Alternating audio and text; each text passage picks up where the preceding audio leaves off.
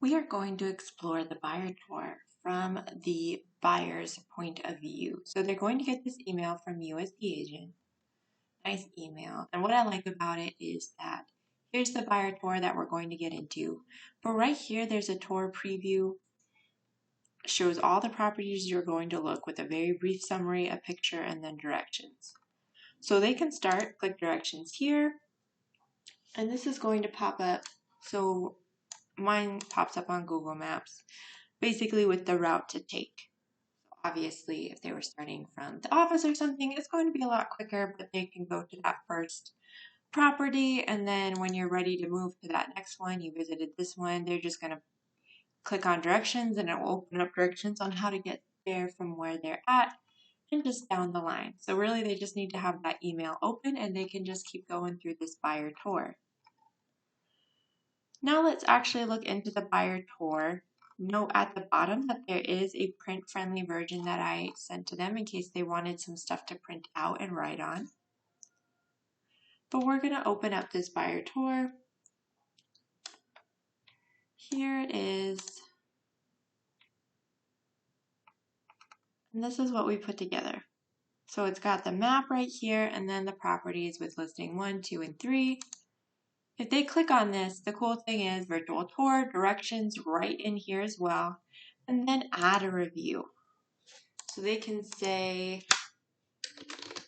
it's just what we were looking for. They loved this one, save it. And also each client will be able to write their own comments on it. So if you send it to a couple, both sides of the couple will be able to comment and rate. And this one, they can just say, even if they just click on it, really the area we were looking for.